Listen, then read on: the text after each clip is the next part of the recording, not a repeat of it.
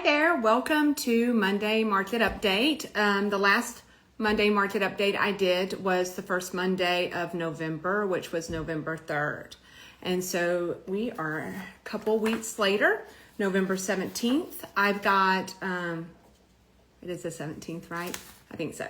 I've got some notes that I'm going to go over, and then I have quite a bit of information that is a little bit different than what I typically do in a Monday market update, but there was just a lot I listened to over the last week or so, some stuff I've seen online, so I kind of want to go over some of that as well. So generally what I do on the Monday market update, if you're joining me for the first time, is I go over the national inventory and the local inventory. I listen to a podcast most mornings. It's BAM ETS, and it's Monday. It's the Hot Sheet. And so they do a live show, I believe, Monday through Thursday, and they do a lot of news on real estate. And so on Monday, they generally do their inventory, but they did not do that today. They really talked in depth about some other things, which I'll go over. So I'm going to start with Bastrop County inventory. I'm going to tell you it's going to be brief this time. I usually go into quite a bit of detail on Bastrop County inventory, and you'll see why it's going to be brief. So right now, single family residences that are listed in Bastrop County, according to the MLS, today we have 768 single family residences listed. 2 weeks ago, we had 763. Very little change. Of those, 224 are new. 2 weeks ago, 223 were new.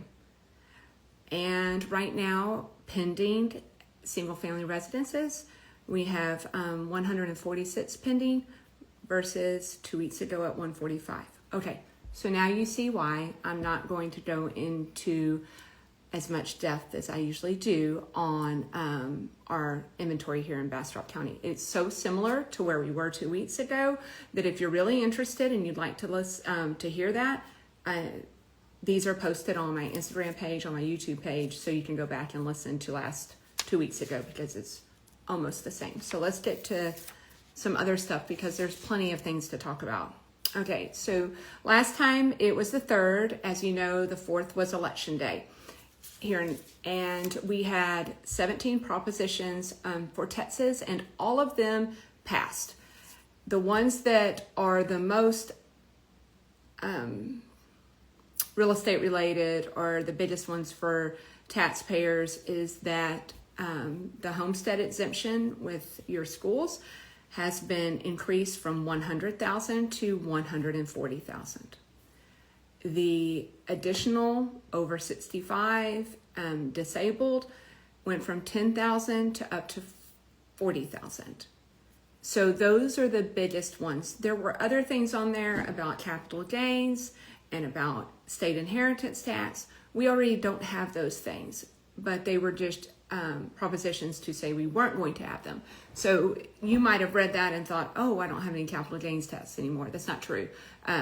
Still have that with the federal taxes. So the real big ones were those those homestead exemptions going from 100 to 140 and giving over 65 and disabled from 40 to, from 10 to 40. Another one was, and unfortunately this has happened in Bastrop, there is a temporary exemption they passed, so if your home is destroyed by a fire, that you have a temporary exemption for that improvement. So those are just a couple of things. If you want to read more about them and in depth, of course, they're online and you can find those. All right, so that's an update because we had the election the day before the election. Okay, so let's get to this Zillow market update summary. So this is what they were really talking about this morning on the podcast I listened to. And if you've been following me, you know that I believe last 2 weeks ago, I talked about how Austin was the #1 market according to Redfin for buyers, meaning we have more buyers than sellers and more of those than any other major metro. again, these are all stats I pull from different places, but that was from Redfin. And in those top 10, you had Florida, Texas, and then Las Vegas and Nashville. I'm doing this from memory. So Austin was number 1, I believe. San Antonio and Dallas were 5 and 6, and Houston was number 10. So this is kind of a follow-up to what I said 2 weeks ago. All right. And so the Zillow market update, that they said in the Zillow market update that 53% of all U.S. homes have lost value year over year. The average value decline from the peak, okay, so this is from the peak, which I will get to, was 9.7%. Of those top metros of homes losing value, what shares? It's not just Texas. There's other metros that are losing value, but I'm concentrating on Texas, and it had Austin at 89.5, Dallas at 86.7, San Antonio at 86.3, and Houston at 79.6. Peak, okay, so let me go ahead and say what's considered the peak. So the peak was mid-2020 to spring of 2022. Okay, that was when the peak happened here, and especially in Texas, we had a huge peak and a huge increase in value. It was from mid-2020 to spring 2022. The shift started in late summer 2022 when the interest rates shot up from where they had been, which was historically very, very, very low. So I just want you to know what we're talking about. So peak to current average. So that's the peak. Austin is down 20.5%, San Antonio 3.1%, Dallas 11%, and Houston 9.5%. The U.S. metros with the lowest share of homes losing value, number 1 is Hartford, Connecticut. Number 2 is Milwaukee. Number 3 is Buffalo, New York. And number 4 is Providence. Again, this is according to this Zillow report. Now, let's put that in perspective. Okay, so the things about my real estate market update is not all the news I'm going to have is going to be bright and shiny news. It's going to be what is really happening in the market. It's going to be what I'm seeing, and it's going to be what I'm learning, passing it on to you in kind of a Cliff Notes version. So we're going to talk about what those peaks looked like to kind of give you a perspective. The last normal market, which I've heard it referred to by several those news outlets, what was considered the last normal real estate market was 2019, because that peak began in mid-2020. So I was not able, I did some digging today, and I was unable to go back to October 2019 today. I just wasn't able to pull those numbers. So I'm going to start in October of 2020. And these are the market snapshots of Bastrop County from October 2020 all the way to October 2025. So I'm going to kind of go over those to give you an overall perspective of what Zillow is talking about.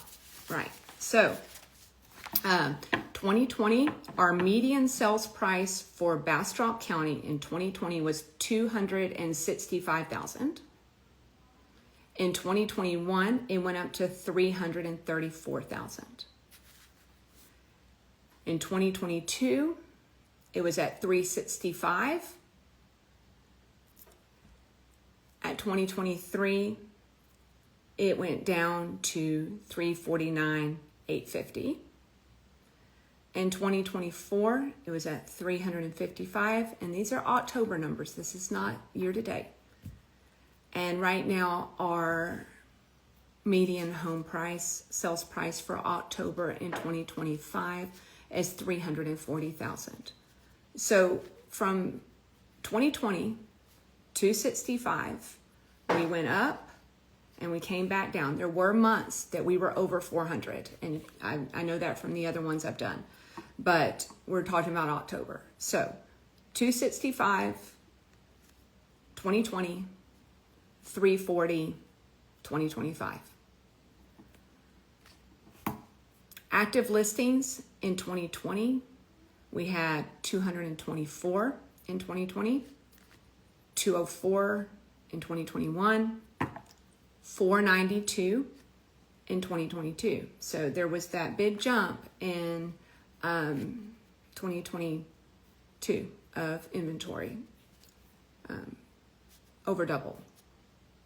2023 in October, 570, 2024, 654, and according to ABOR, they pulled 772 active listings in October for 2025.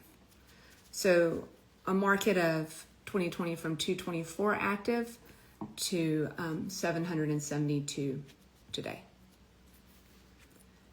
Average days on market, 2020 we were at 64, 2021 we were at 24, 2022 34, 2023 66, 2024 88, to 2025 94. So our days on market, with the exception, they started out 64 in 2020 of October. There's other, like I said, other months. And then 24 in 2021, which was the lowest in October in recent years. And now we're at, this is days on market, and now we're at 94. So over 3 months. Closed sales. So if you follow Bastrop, you know that this is where you can really see it. There has been numerous subdivisions built since 2020. There's been numerous homes built since 2020, and there's a lot more people still in Bastrop now than in 2020. So I think that to kind of preface that. So in 2020, closed sales in October, we had 128. 2021, we had 105. 2022, 119. 2023, 125. 2024, 114. And now in October of 2025, we had 88 in October. So the lowest number of closed sales in October since 2022, Bastrop County. In 2020, we were sitting at 2.1 months of inventory.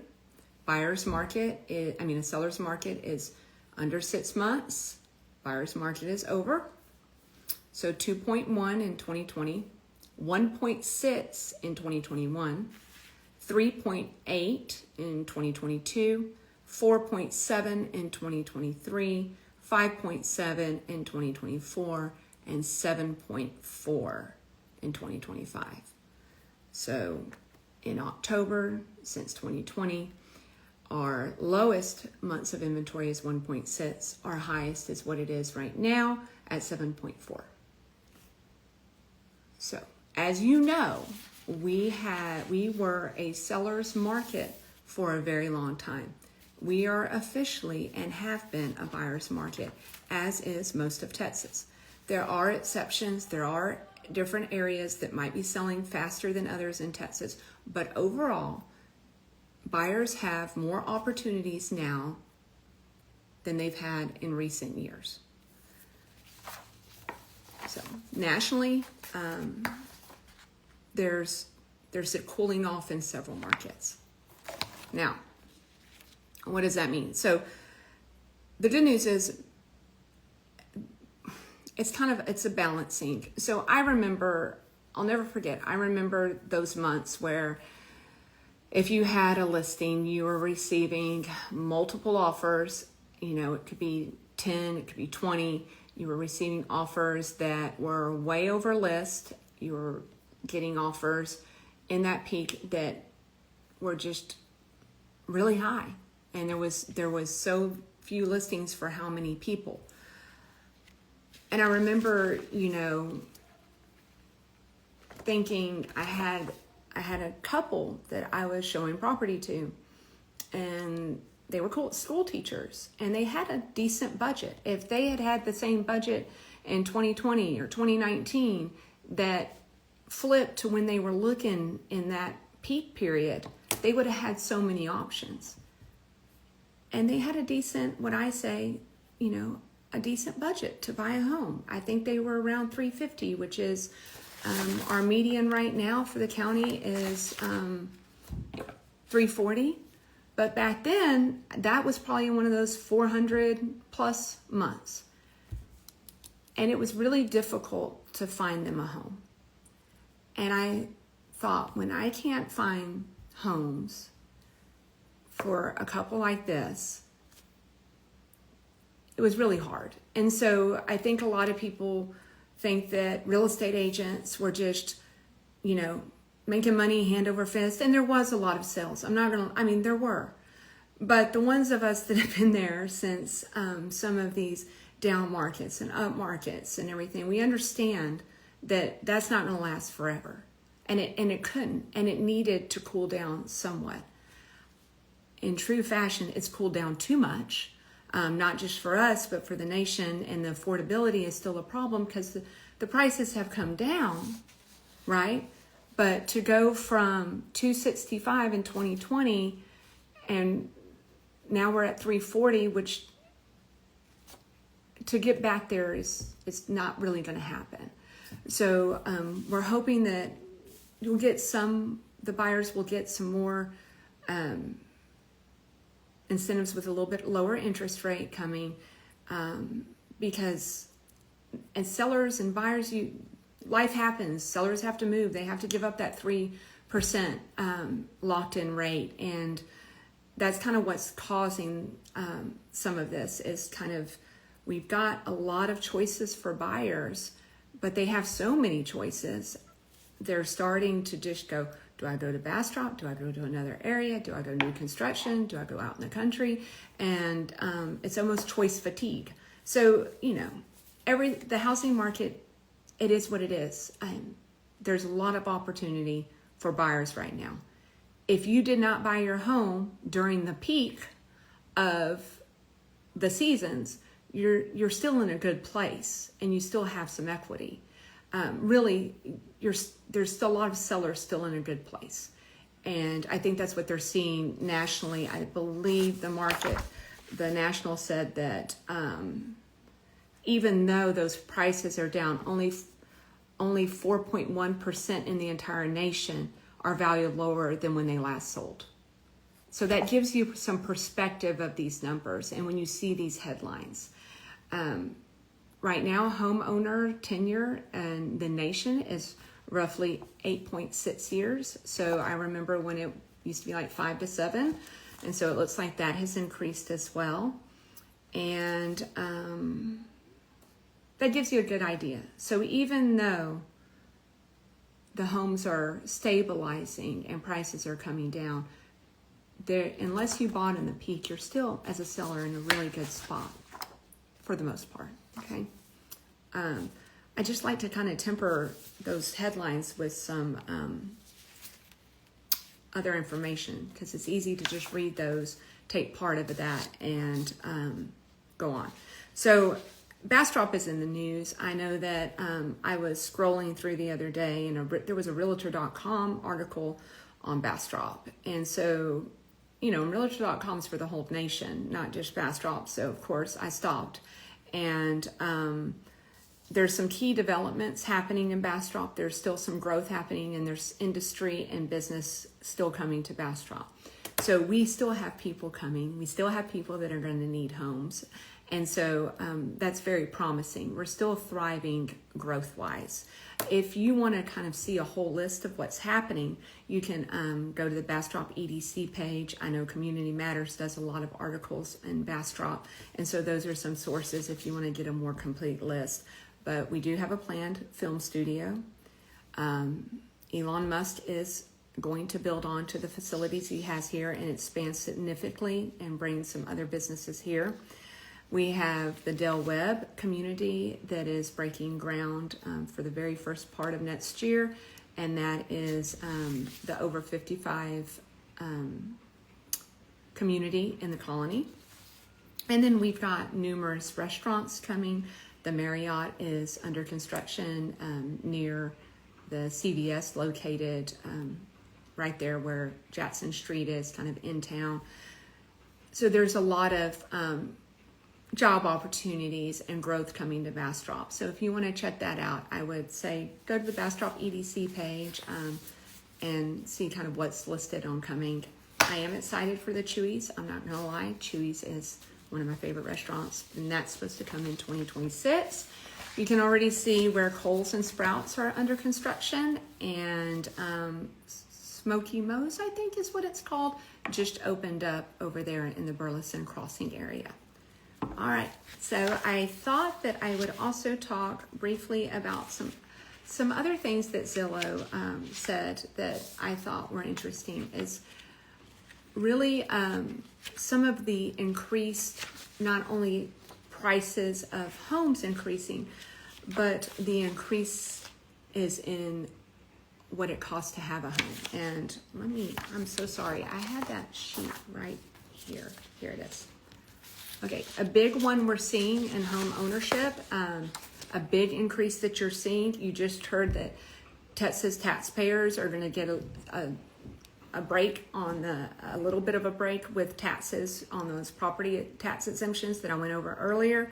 But a huge thing that has really increased is the insurance premiums on your home.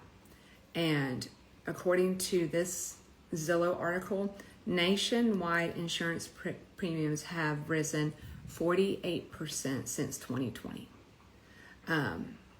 That's quite a bit of an increase. So 48% nationally. Of course, the ones that are the highest are like Miami, Jacksonville, Orlando, Tampa, New Orleans, some of the places along, hurricane, the water and coast, along the coastia, what you mean. But I think that is, I've seen a drastic increase in my insurance premiums in the last few years, and they tend to keep going up. So I think that is something you might need to shop. If you haven't shopped it in a long time, you might really need to shop and be more diligent about what's covered, what you can do to lower those premiums. Is it having a higher deductible? Are you comfortable with that?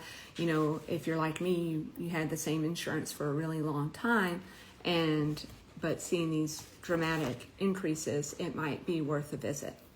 All right, I'm not in insurance. That was just on the Zillow report. It is an increase in what home owners are having to deal with.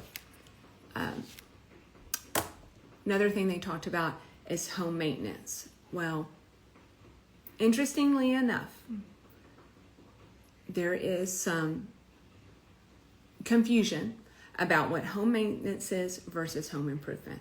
Okay, so when you live in your home and you maintain it, that is maintaining the functionality of your home, painting it to not get wood rot, upgrading or update the AC, making sure that all your stuff is functioning, everything in the house is functioning as it should, it's not deteriorating. That is home maintenance. Home improvements are things like, we're going to do a whole kitchen remodel, we're going to add on to the home, we're going to put a pool in. Those are home improvements. So plan on every year to have some money for home maintenance to keep your home in the same condition so that you maintain your value. And then, of course, over time and staying, you hope to increase your equity. All right. I am going to end on a bit of fun stuff. If you have any questions or you want any of these articles, feel free to send me a message. I'll be happy to send them so you can read them in more depth. I don't want to go over them ad nauseum, but I think it's good to really kind of show you when you see these headlines how the peak versus the turn, where we were then, where we are now. All right. So Bastrop and County has some really cool things happening during the holiday season. I'm going to touch on Smithville briefly, and then I'll go into Lost Pines Christmas and Bastrop. In Smithville, we have the Festival Lights and Holiday Market, December 6th in downtown Smithville from 10 a.m. to 4. And they have their I went last year, their lighted holiday parade, December 6th at 7 p.m. So those are two of the holiday events in Smithville. There's more. You can look those up, but I just wanted to give you some fun stuff for the holidays.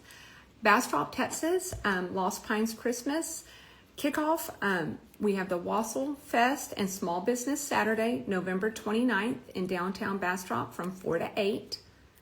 The tree lighting ceremony, November 28th at 6 p.m. in Fisherman's Park.